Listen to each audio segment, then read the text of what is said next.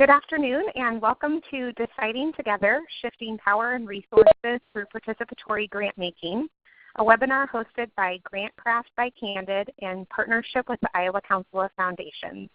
This is Carrie McCann-Botel, President of the Iowa Council of Foundations.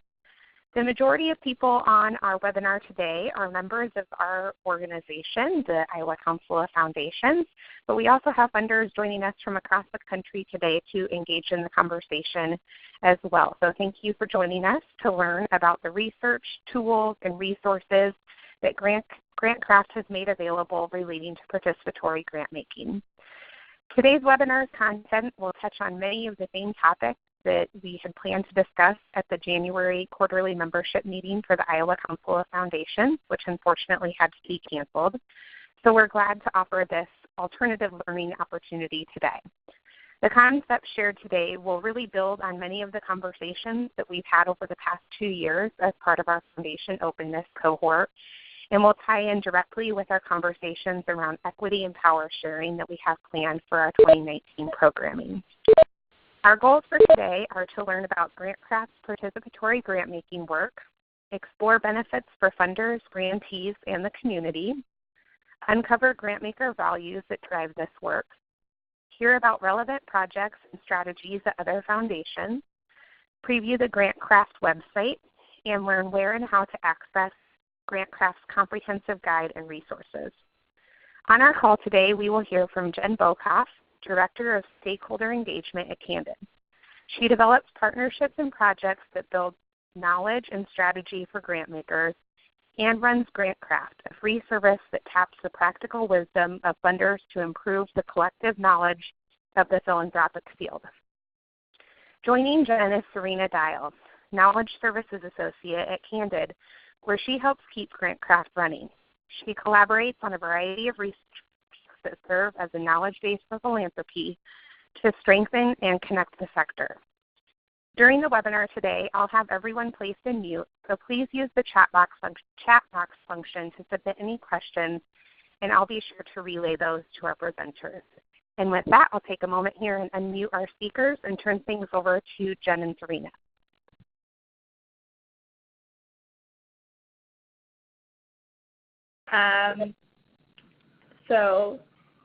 We're the team that worked on the GrantCraft guide on participatory grant making.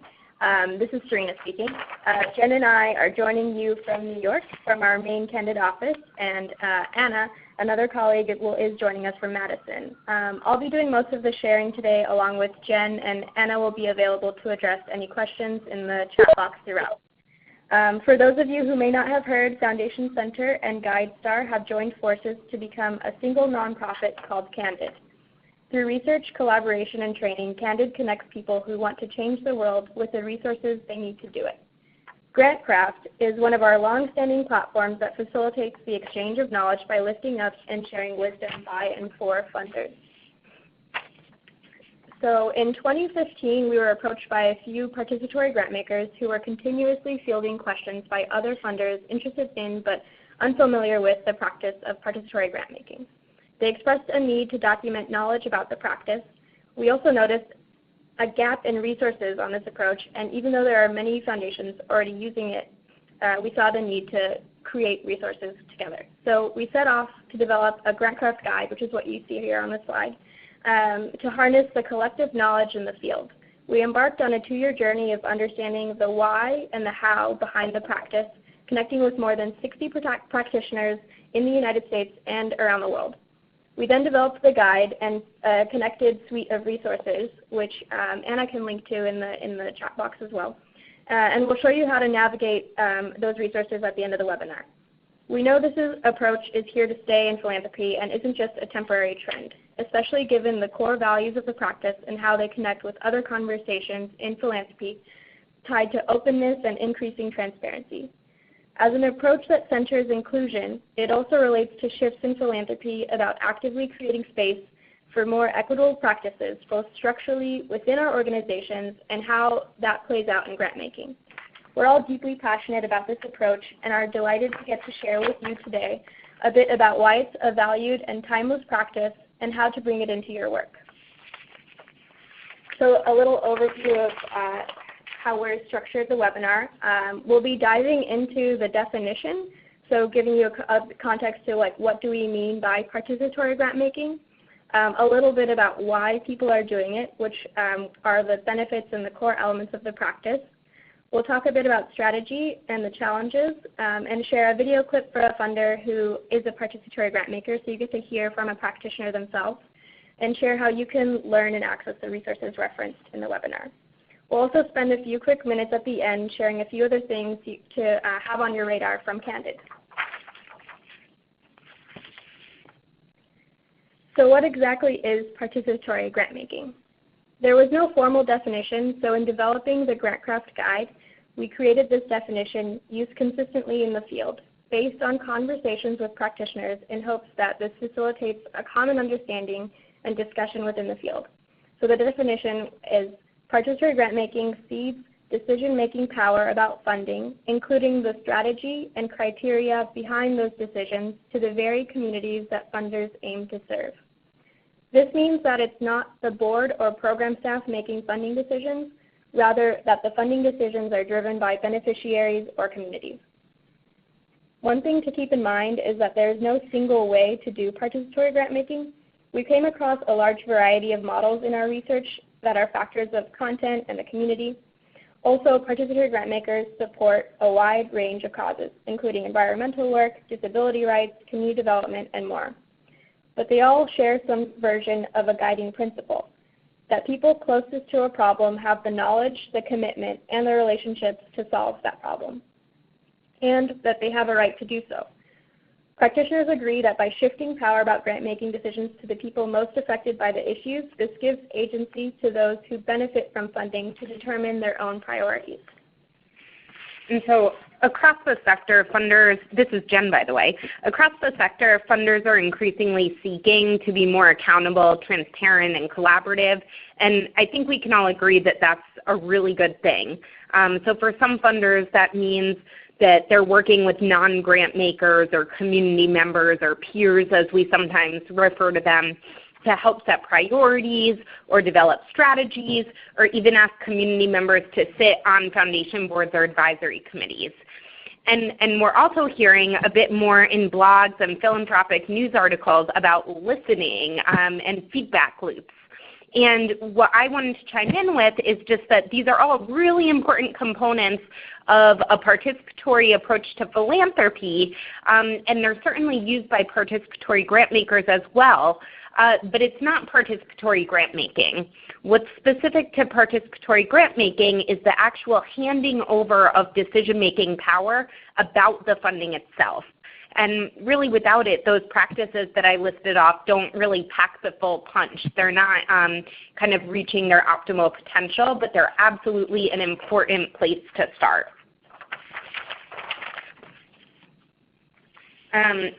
So as I mentioned, participatory grant making is really finding its place within regular conversation in the field, and it's drawing a lot of attention at conferences and in news articles and even through webinars like this one.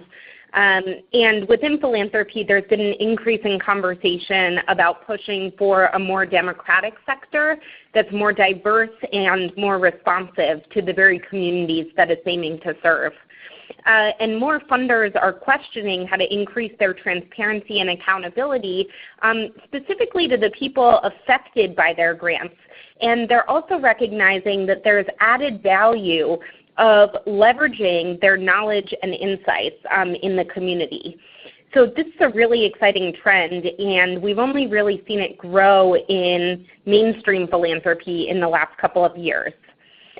It's actually getting so much attention that Inside Philanthropy dubbed participatory grant making 2018's most promising sector reform in their year-end philanthropy awards.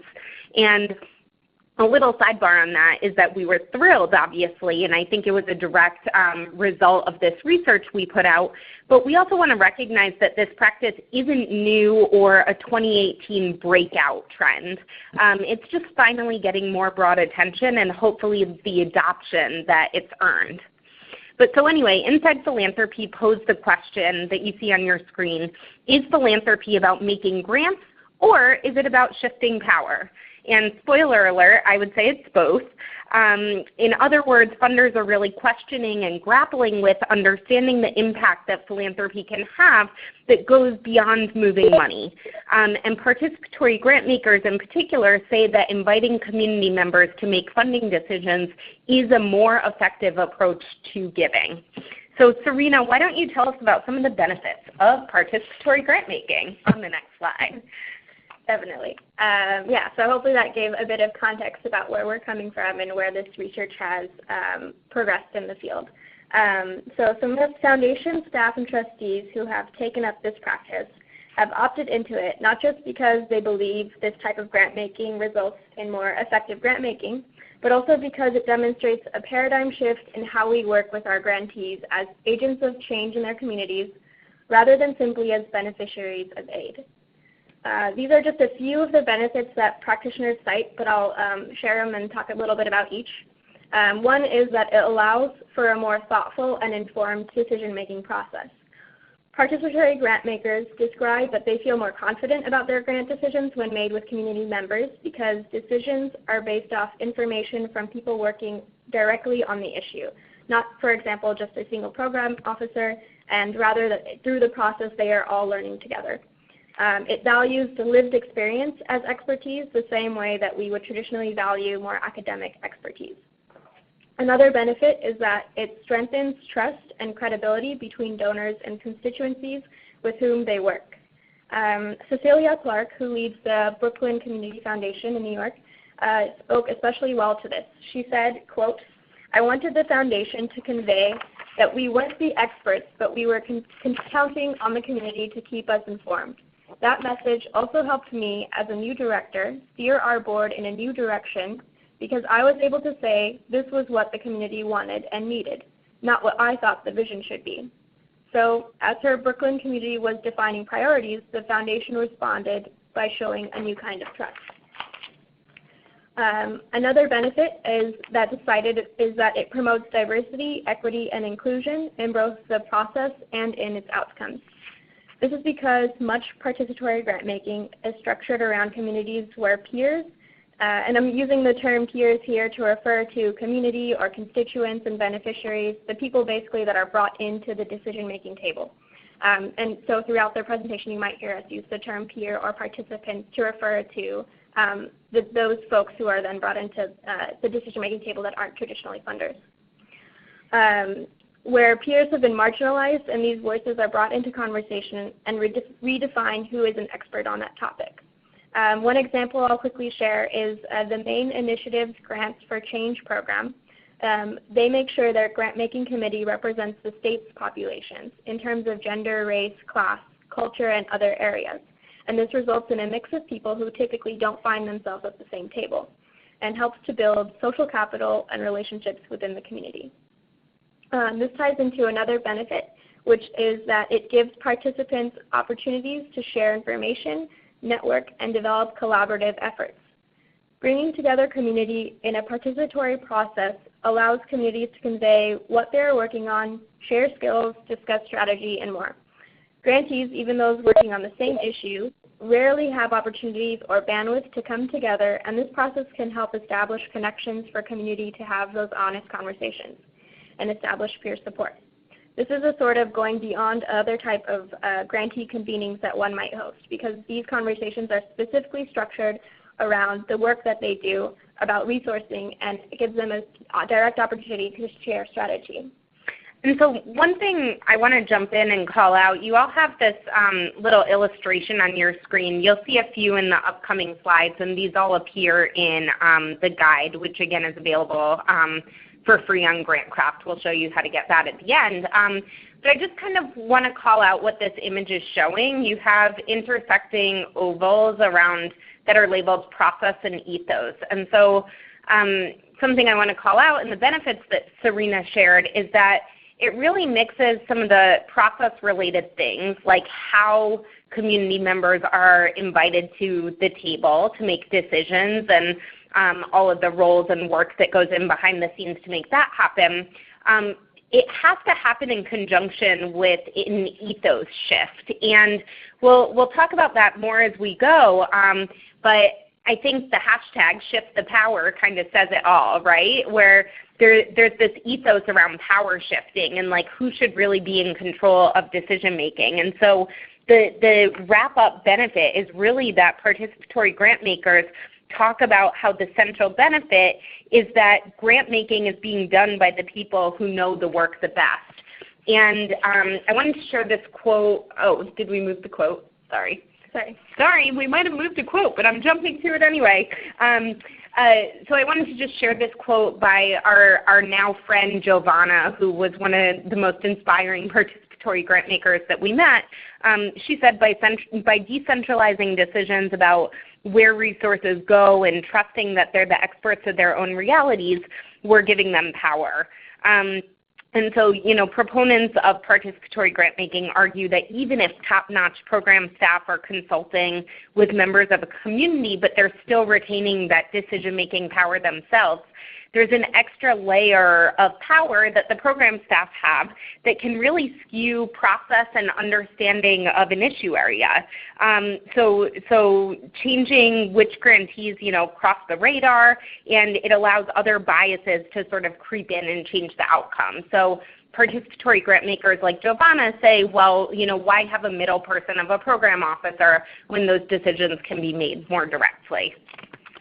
So with that, I want to take us into the core elements of participatory grant making. We have another fun little illustration here. And what I wanted to call out about this before I hand it back to Serena is independently, each of these elements that you see pictured here, everything from seeing the process as an outcome to transparency, everything that's on the screen, this stuff is they're all really important elements that a lot of grant makers outside of participatory grant makers hold up and value. But when they are working in tandem, that's what makes up participatory grant making. And the biggest one I'd draw your attention to, again, this was printed in a guide, so it's labeled as such, but the one on the top actually says is values-based, and we have a little arrow, fill in your own value. And so this goes back to what I shared on an earlier slide about it's the process and how it meshes with ethos. So the ethos is like, what's your value system that's kind of underlying this process? And so, an example is like an ethos could be that the people who are being most affected by decisions have a right to make those decisions.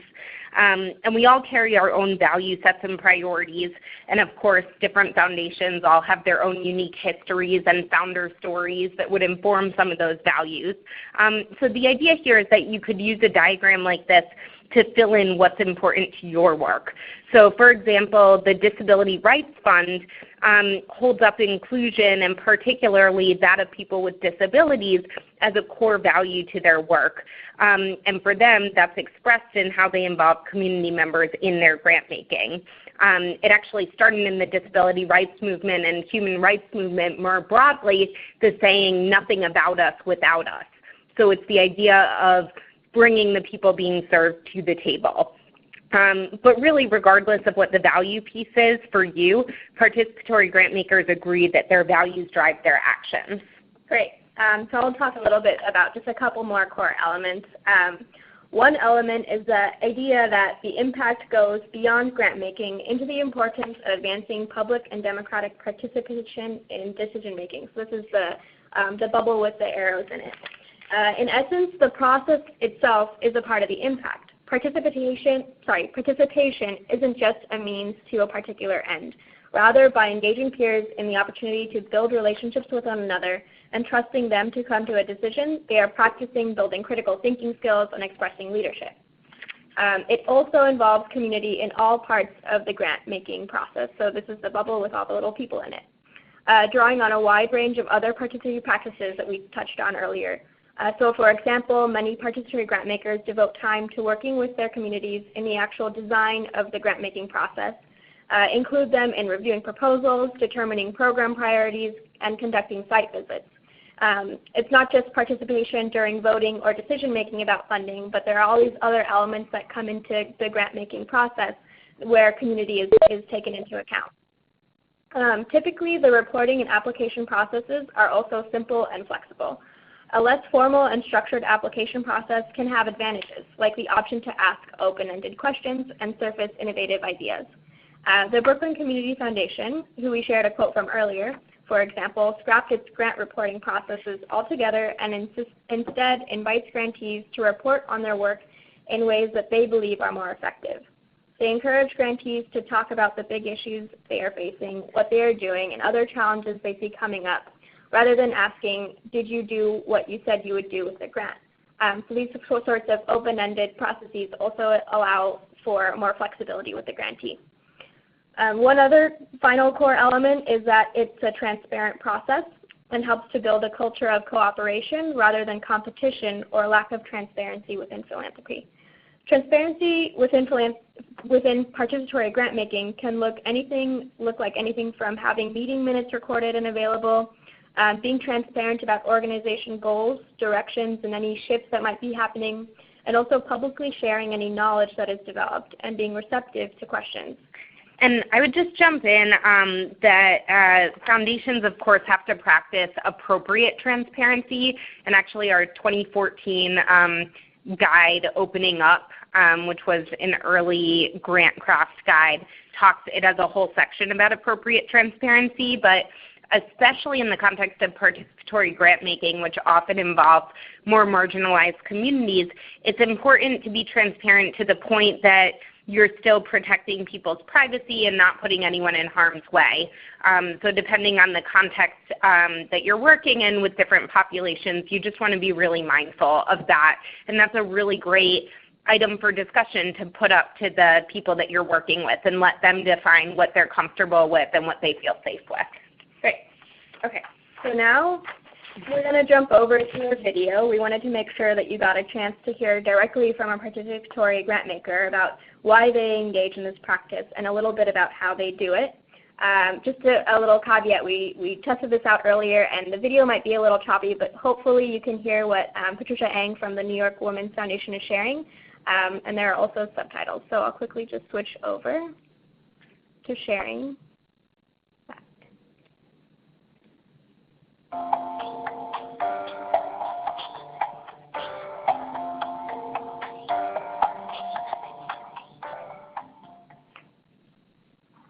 Hello, my name is Pat Ng, and I'm the Vice President of Strategic Partnerships at the New York Women's Foundation. I manage a funder collaborative called the New York City Fund for Girls and Young Women of Color, and we use a participatory grant-making model that has been honed by the Foundation for over 30 years. This process involves young people reading proposals, they do site visits, and they also make grant recommendations. So you might ask, why do we do this? What value is involving, what's the value of involving young people? For us, it starts with the phrase, nothing about us without us. As we tackle really complex issues, foundations also need to evolve our grant-making process. One way is to create authentic partnerships with those who are most impacted. So for example, if we wanted to help improve the lives of girls and young women of color, we have to involve them in as many ways as possible as part of the decision-making process, not simply as grant recipients. The most effective solutions come from the community itself, credentialed by the lived experiences of those in the community. The people and the communities that we support really need to be active participants in order to go beyond a transactional process to one that builds relationships from the get-go. When we involve young women of color in the grant-making process, we help to demystify philanthropy. When they see themselves as philanthropists, when they see themselves as activists, we get new philanthropic activists, and we develop an early pipeline into the field. Young people bring fresh eyes to the grant-making process where they see things that we don't. Some people actually worry about their maturity level, but young people are actually already tackling issues that directly impact them in situations that actually adults have still yet to come up with solutions for. For us, participatory grant-making helps to democratize philanthropy. This means closing the gap between decision makers and those impacted by those decisions. It brings greater accountability and transparency to a process that communities are often left out of. We've seen time and again that when we leverage the wisdom, the knowledge, and the expertise of those on the ground to authentically reach into communities, our grant making results in better outcomes. This is radical generosity at work. Participatory grant making has been around for a long time, and it has many variations. So go ahead and begin your journey to explore the benefits of participatory grant making. Cool. We love showing that video, first of all, because she's so amazing and articulate about this, but also I have a special place, as does Serena in particular, around youth philanthropy. So just as a quick little sidebar, when I came to then Foundation Center, now Candid, about 6 years ago, I had accidentally been invited to present at a conference in Disneyland to youth grant makers and the adults who support them. So I was told it was an audience of age 8 to 88, and there were young people making grants who were there to learn. And suffice it to say, I had no idea what to expect, but it was in Disneyland, so I accepted. And that actually began a pretty radical, almost 6-year journey of studying youth grant making. And we could do a whole other webinar on that, but suffice it to say, it's really widely scaled. We've identified more than 850 programs where youth are actually making grants in communities to causes that they care about. They're in partnership with foundations, with schools, with nonprofits, and sometimes even with government organizations. And what we realized as we were digging into that project about a year in is that this is a model that wasn't just for youth. It was sort of this broader model in grant making, which we realized was participatory grant making. And it hadn't actually been put in that context before. So I share that kind of as a nice aside, but also like what the New York Women's Foundation and so many others like it have done is they've actually done participatory grant making for years in ways where it might not have actually been termed that, because youth-based programs are often kind of talked about in a separate program profile or category, but really it's a program to involve one of the communities that they want to serve. So just wanted to offer that up as a really interesting sliver of broader participatory grant making. But now I want to get into how decisions are made and by whom, because it's a really fair question to ask, what is my role as a funder if I'm handing off power to the community? Will I still have a job? And the answer is absolutely. In participatory grant making, role clarity is key. Participatory grant makers assign roles and determine who has power over what sorts of decisions in different ways. And you'll see from this illustration, it shows that there's no right setting per se as to different aspects of participatory grant making. So while the process typically involves convening people from outside of philanthropy to make funding decisions, there's still some variance in how that happens. So for example, a foundation board may retain final sign-off as a formality. And in one case where I know that happened, it's because the participants actually said, we don't want to have that final power. That feels like too scary or too great a power, but we'll still recommend the decision and then you'll ratify it. So the board ratifies the decision. Maybe program staff initially vet submissions, and that actually happens a lot in youth grant making programs because youth aren't doing a full landscape scan and going to read hundreds of proposals. So program staff help structure it where maybe there are a fewer number of submissions. Or maybe teams of community advisors find and approve grantees themselves. The role of the board and staff, though, should always be geared towards supporting participants as they make decisions and weigh their options. Participants can be involved in as many parts of the process that aren't decision-making as well, such as conducting site visits, selecting the next round of decision makers, establishing process, reviewing proposals, all that good stuff. It's really dependent on what works best for the capacity and structure of your team and also the community you're working with. But there's really no single way. Really, there's an opportunity for every foundation to be more participatory, and in a participatory grant-making context, just a reminder that the decision-making power over the grants, that's the biggest thing that really needs to be strongly informed and held by the community. Thank you, Jen. Okay, so the best way to really understand the how and the differences that exist between practices is to explore what we're calling the mechanics.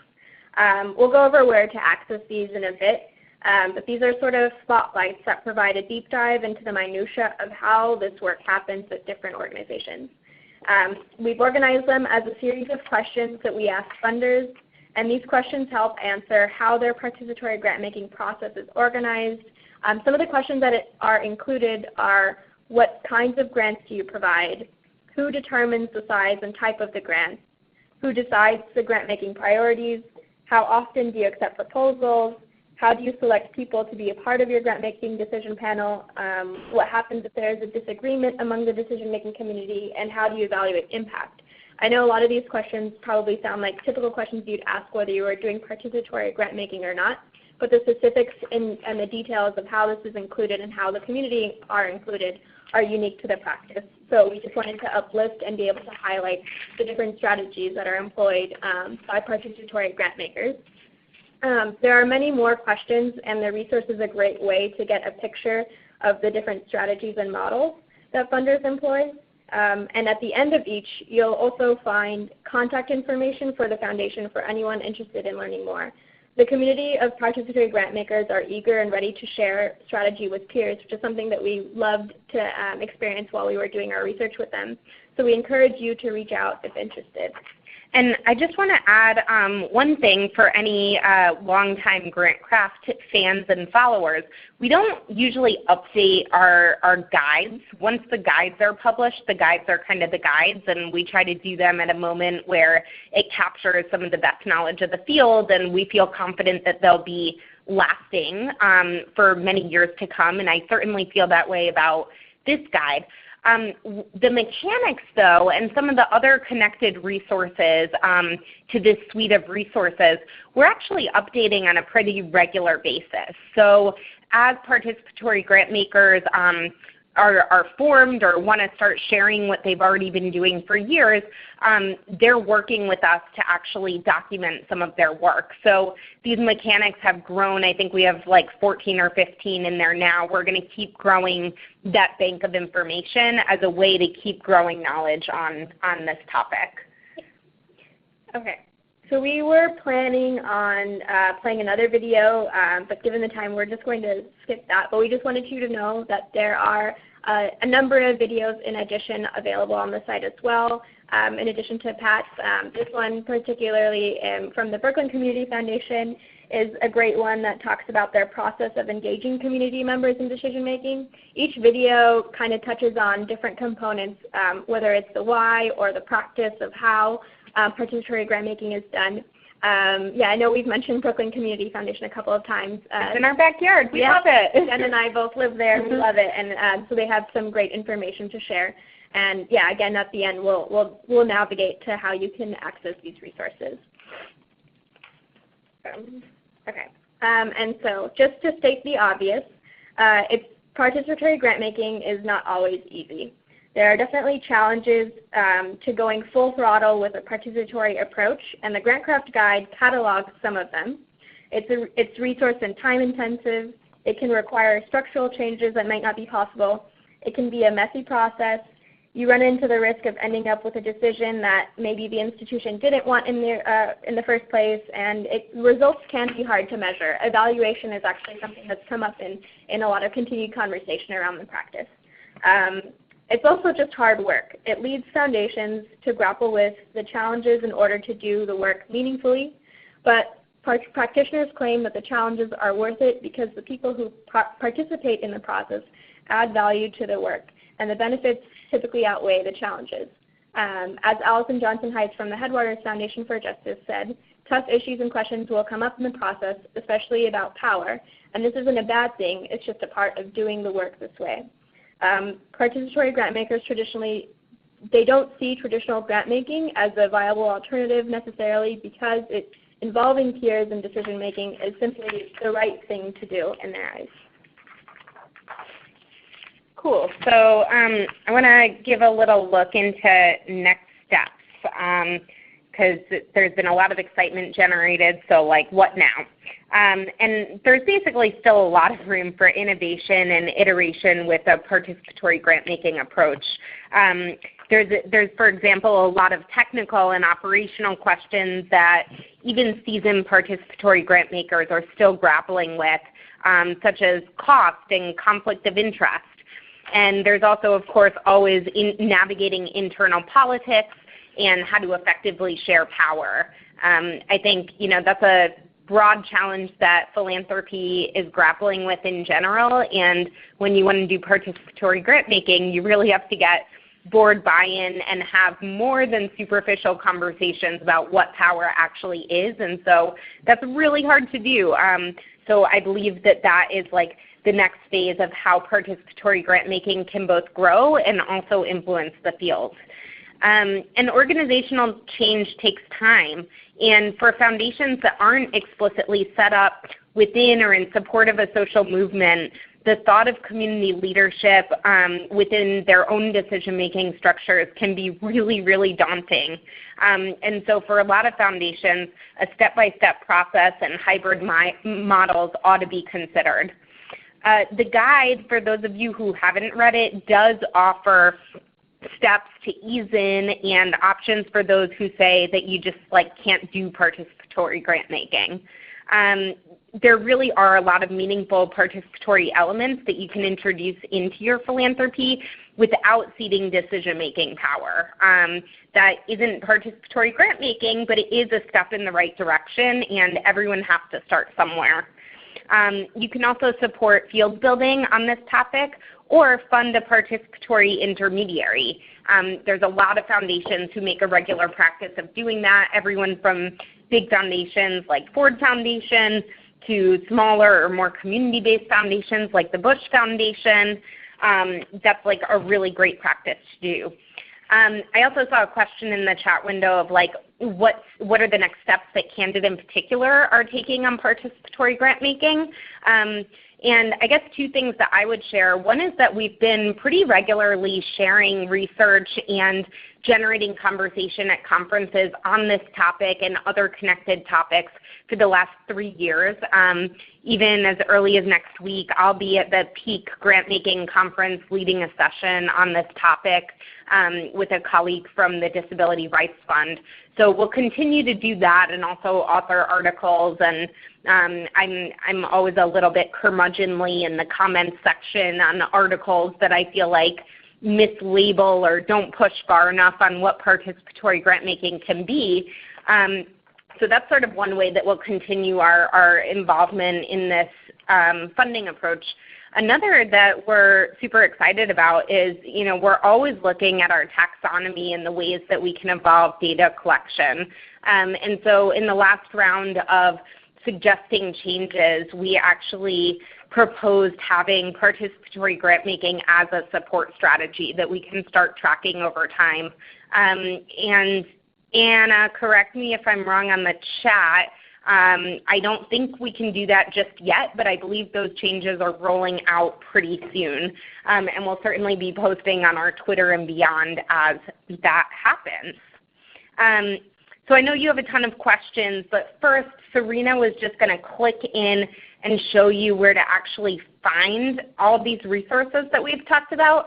And then please also, post questions in the chat window, and we're eager to answer as many as we can get through. Yes. So just really quickly wanted to show you, actually, if you, if you're in GrantCraft, it's GrantCraft/participatory grant making. We'll take you to the content series page where all of the resources related to this topic are hosted. There's a little overview here, so if you need a refresher on what the guide is and the related topics, this kind of gives that to you. This is the guide right here, Deciding Together. And so, you can click into that and download the guide for convenience at reading it on your own. So if you go back to the page, there's a couple of blogs. We've also been curating blogs as another way to keep the conversation going around the practice. The guide was a fantastic overview, but is definitely not like the full picture of the story of participatory grant making. There's a lot of additional questions that it raised, and so we're continually inviting practitioners and people who are stepping into the field or who have been doing it for a long time or just have thoughts on the practice to contribute blogs. And so that's another great place to start if you're interested in learning more about the topic. These are all the different videos, including the one we watched today from Pat, that carries insight from participatory grant makers. A lot of these folks' voices are also shared within the guide itself. And then the last thing that I just wanted to click into is the mechanics of participatory grant making. So this is what I referenced a little earlier that details the how behind the practice. So what you'll find is, if you click into any of these documents here, it'll load up, each foundation. The Brooklyn Community Foundation, for example, this is how they do their grant making with their community. And so it covers each of the questions, and you can dig into these. And what's great is that you can, it's good to do like a side-by-side read of these so you can get an idea of just how differently different practitioners are doing this work. Finally, this last piece of resource here is additional resources. We're certainly not the only ones having the conversation about participatory grant making. So if you want to know what else is happening in the field, we're curating a list of anything from blog posts to, I think we have articles and videos and just all the knowledge that's been shared over the years about participatory grant making. Finally, I wanted to just click into participatorygrantmaking.issuelab.org, and we'll share all these links with you all. But IssueLab is a hub for knowledge and resources that are published within the social sector. And so here we have a curated library of resources that are tied to participatory grant making, so including the guide and any other documents that have been shared from participatory grant makers or are about the practice. Including, there's this forward paper that you might have also heard of, Participatory Grant Making Has Its Time Come, that kind of motivated a lot of further research in the field. And I just want to call out, if you look at this publication to the left of that one, it's by another one of our advisory committee foundations, UHI, which is based in East Africa. Even if you read the description and it doesn't sound like what your foundation does, what I would encourage you to do is still read some of this stuff, because there's so much that's been learned about how meaningful participation happens. And what maybe most surprised us in doing this research, and frankly surprises me again and again in different GrantCraft projects, is how much we can learn from people who are working on different issues and in different contexts than us, because it allows us to kind of investigate different questions and angles that we might not have thought about before. So I just wanted to say that, knowing that everyone's context is different, but that there's still a lot to learn. So with that, maybe we have quite a few minutes for questions, and then before we do a final wrap-up, we'll do, as promised, 5 other things you should know about what's happening at Candid. So Carrie, I can't read all of the questions. We're sort of scrolling through, but feel free to just throw some at us. Sure. You were just sharing on the website a few different resources from partner organizations. A question came in if there are any national or international organizations who are also leading on this topic, and if there might be any specific conferences focused on participatory grant making. Sure. So great question. I don't say this with ego, but I think that we're the leading organization that's actually researched this topic and sort of combined resources on it. However, there has been really active conversation on this topic for many, many years in the Human Rights Funders Network community, and also in Ariadne, which is the UK-based human rights funders network, basically. And so I would definitely encourage, we were all at the Human Rights Funders Network conference this past year, and this was a huge topic there. So I would highly, highly recommend that conference for anyone interested in exploring more deeply. I also think that Alliance Magazine, which is an international philanthropy magazine, has done an exceptional job covering this topic in the sense that they invite really interesting articles from practitioners around the world. I think in general, like, this topic is a little scary for what I would call like mainstream US-focused philanthropy publications and organizations to tackle, because it does in a sense question the style of grant making that what we consider mainstream philanthropy follows. And I would say, like, you know, our research in this doesn't point to like everyone should suddenly become participatory grant makers, because we believe you have to really like do it right and be really intentional about it. So I don't think it negates the value that most people's approach to philanthropy provides, but it does offer an alternative that raises a lot of questions that are really hard to grapple with. So yes, it's us and the conversations happening in some smaller pockets. Great, thanks, Jen. We also have a question if there are examples of what participatory grant making looks like for government funders, as it seems they might have more limitations than private funders as to how much they can truly open up their process and invite others in. Do you have any examples or stories to share on that? You know, I would have to get back to you on like specific government stuff. That wasn't as much in the scope of this research. But I did at one point connect in with, oh God, I got to remember my acronyms now, NASA with 2 A's, National Association of State Art Associations, maybe, NASA with another A. And the state arts associations do some really neat participatory funding models. I can't fully tell you what they are, but I would definitely look into that. And I would also say that, like, in parallel to both researching and releasing this work, we did connect in with a bunch of people who have both led and participated in participatory budgeting initiatives. And, you know, I don't want to editorialize too much right now, but I would say, like, they're not totally analogous. And I'd be really interested, like, to follow up with anyone who wants to chat more about that. But there are some pretty good resources and examples of participatory budgeting that also started internationally and with the idea of like shifting power to communities. So it's really a great thing to read up on and look at, but we kind of considered that out of scope for this. Great, thanks. I noticed on the core elements slide that you had a graphic that was symbolizing more than money examples, sort of beyond the dollar, if you will. Could you share some of the effective strategies you've seen in that space? I think a lot of our members provide capacity building support to grantee organizations in their community, so I'm guessing this is where there's some overlap with that, but just some examples of what you've seen in that space.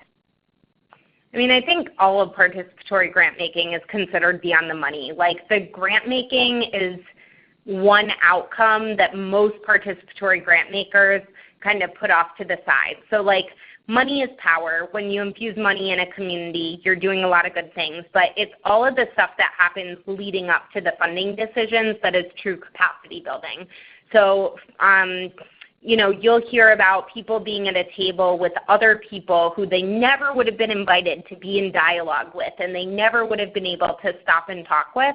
That happens all the time in these processes. And the fact that everyone's given space to share their expertise and to share what they're noticing in the community and add their perspective and have that perspective carry weight, that's capacity building with human capital is kind of like the biggest thing, because people are growing their networks, They're empowered to have a voice at a decision-making table. A lot of the time they're actually strengthening their analytical and decision-making skills. For some programs that are structured, with interesting facilitative techniques, for example, they're learning a lot about human-centered design thinking and interesting ways to surface opinions within a large group of people. In some cases, they're learning about program design, and those would be the cases where the funder is actually saying, you define every aspect of how we give this money, starting with what the focus of this money ought to be. So they're building capacities in that way. And even just when you think about going on site visits, you're learning from how other organizations do things. So I hope I'm answering the question, and I'm not trying to be flip. I think truly the whole process is a giant capacity building effort. Now with that, I would also caveat, since we didn't say this earlier, that not everyone wants to do endless capacity building in the service of the community. It's also important to think about what are the limits to how people want to be involved, and if your program allows for a large commitment and a large opportunity, you might also think about how to compensate them and make sure that their time is being well spent, where they can still pay their own bills and keep their own organization afloat. But really the whole thing is capacity building. Great, that's really helpful context. I do have a couple other questions that have come in, but I want to make sure we leave enough time for your final 5 connection pieces. So we can follow up with those of you who have submitted other questions following the webinar today. I'll be sure to get those over to Jen and Serena. So I'll turn it back to you. I can take one more. If you have one more. Yeah, we could do one more. Similar to the question about government funders, are there any examples of participatory grant making in across the education sector? There's a bunch. I guess it depends how you define education, honestly, which is a whole other wormhole that I'm not sure we should go down right now. But unfortunately, I don't have encyclopedic knowledge of all the programs that we've researched. We've talked to more than 60 foundations and then some. So I would really encourage you to flip through the guide. There are definitely examples from the education space in there. But also, whoever asked the question, feel free to ping us if you have a more specific curiosity, and we'll do our best to point you in the right direction. Very good, and I'll go ahead and let you wrap things up. Awesome. All right, so especially because just about all of you knew us as GrantCraft or Foundation Center, and now we're Candid, I figured there would probably be a couple of questions or curiosities about that. So I wanted to just do a 5 things you should know about, and just kind of leave you with that. So again, GrantCraft used to be a service of Foundation Center. It's now a service of Candid, and Candid is Foundation Center plus GuideStar. We were thrilled to join forces last month. Can't believe it's been a month already. But our goal in all of this is to keep you informed with all the best tools and resources. Nothing's going away. Your service is not going to change, except that we will be enhancing product offerings over the next several months and years. We'll be really open communicators about it. But in the meanwhile, there's a few things you should know about and start doing. So one is, especially if you're one of the many foundations that's trying to figure out how to be more transparent, we are still the go-to hub for sharing your knowledge and data. So we showed you Issue Lab earlier. You can share any knowledge that you have funded or published through Issue Lab. It's one of my favorite things that we do because it, for me at least, there's so many things I don't know to want to read because I haven't heard of them. So it indexes great metadata about all sorts of research to help you find knowledge that might be useful to you. So you can share knowledge there. You can share knowledge as a blog post on GrantCraft. Just reach out to us. And maybe most importantly too, you can share your data. So even though we pull data from Forms 990, it's like so much better when foundations describe their grant making themselves. So we call that e-reporting, electronically reporting your data. We'll include a link for how to do that in our follow-up email, but it's a really great way to tell the story of your foundation's grant making. And in return, we give you an interactive map of all your funding data that you can put on your website and everything. So it's really a win-win for transparency. Second thing to know about, I mentioned it during the presentation, we did a lot of research in youth grant making. It's all cataloged on youthgiving.org. So especially if you're thinking of starting a youth board at your foundation, this is a really good resource for you. Again, it's not about funding youth, it's about youth actually making grants. Third thing, humanrightsfunding.org.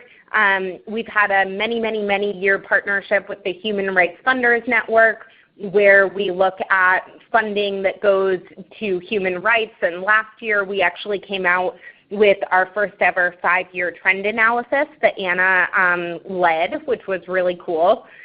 So there's a lot to learn on that site as well. And we thought it would be useful to share here because even if you don't consider yourself a human rights funder, if you're interested in this topic, you would probably be interested in some of the learnings that research has yielded.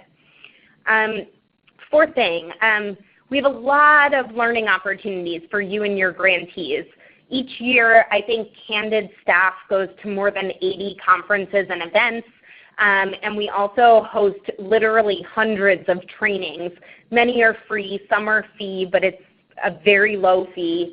And you can find all of the trainings on grantspace.org. And we try to share where we're speaking in our GrantCraft newsletter and also on the Fifth Connection, our Twitter.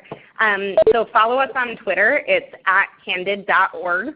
And we're always sharing new resources, and we're really accessible by just having you tweet at us. So those are 5 things I thought you should know. And with that, Serena, you want to close us out? Sure. Just wanted to say a quick thank you to Carrie for organizing, and thank you to everyone who is on the call for taking the time to be here today and share insights with us about participatory grant making. If you have any questions, you can reach out to us at participatorygrantmaking@candid.org. Jen, Anna, and myself are all almost said my own name, are all fielding questions tied to participatory grant making and are really very excited about this topic. So please feel free to reach out to us if you want to know any more. We also encourage you to, I know Jen mentioned the hashtag earlier, but check out the hashtag #ShiftThePower if you want to just tap into broader conversations in the field that are both tied to participatory grant making and other forms of shifting power within philanthropy. In addition to our Candid Twitter handle, you can also follow GrantCraft just if you want more curated knowledge that comes from GrantCraft.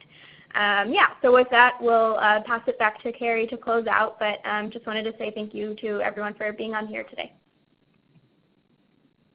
Great. Thanks so much, Jen, Serena, and Anna for your quick partnership in putting this webinar together for us here in early March. We certainly appreciate it, especially with everything you've had going on with the new name at the organization and all that entails.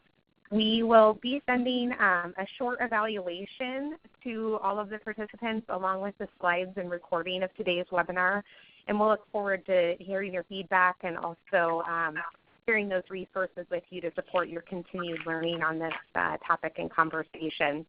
We also hope that you'll join us for our upcoming ICOF quarterly membership meeting on Thursday, April 25th from 10 a.m. to 2:30 p.m. at Nuboco in Cedar Rapids. The National Committee for Responsive Philanthropy will be sharing their research and tools in their new Power Moves guide with us.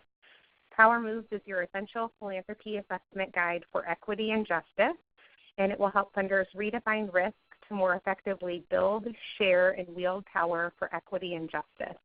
You can learn more about that session and register on the ICOF website. Thanks again to everyone for joining us today, and have a great afternoon. Bye, everyone. Thank you.